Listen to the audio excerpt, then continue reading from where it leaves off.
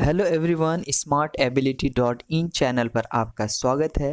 तो फ्रेंड्स, इस वीडियो में हम देखने वाले हैं article 2 of the Indian constitution.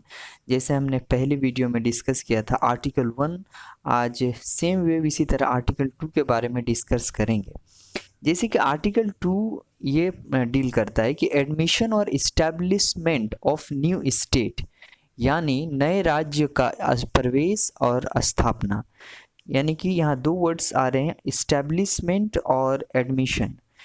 ये कहता है कि पार्लियामेंट में by law admit into the union और establish new state on such term and condition as it thinks fit. यानी कि सांसद विधि द्वारा ऐसे निबंधों और शर्तों पर जो वह ठीक समझे संघ के नए राज्यों का प्रवेश या उनकी स्थापना कर सकेगी।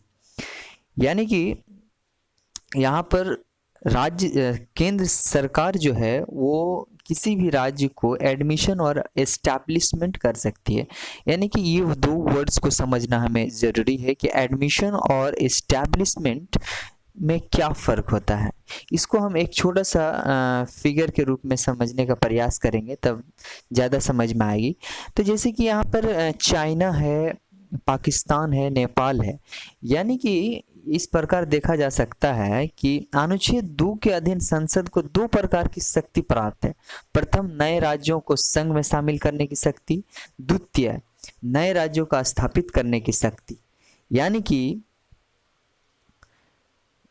कि पहला मतलब यानी कि प्रवेश का मतलब हम ये कह सकते हैं कि पहले से ही विद्यमान है। यानी कि पहले से ही मतलब जैसे कि चाइना, नेपाल, ये ऑलरेडी पहले से ही देश है।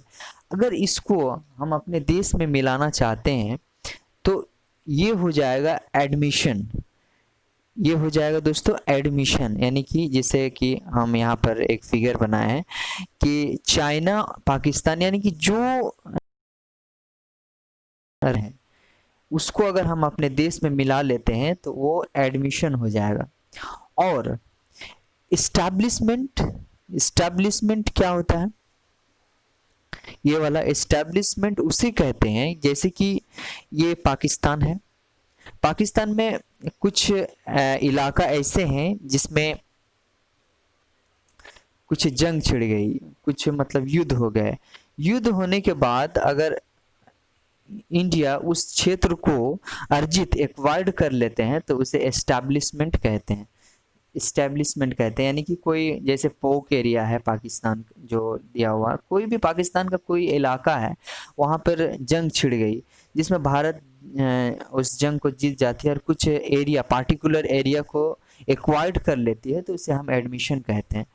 तो एडमिशन और एस्टैब्लिशमेंट ये दो वर्ड्स आर्टिकल 2 में दिया गया है, जिसे हम लोग समझे। और एक इम्पॉर्टेंट थिंग है कि अगर आर्टिकल 2 में कोई भी अगर अमेंडमेंट होता है तो आर्टिकल 368 यानी कॉन्स्टिट्यूशनल अमेंडमेंट नहीं समझा जाएगा। तो इस प्रकार हम लोगों ने आर्टिकल 2 को डिस्कस किया। इसी तरह अगले वीडियो में हम मिलते हैं। धन्यवाद।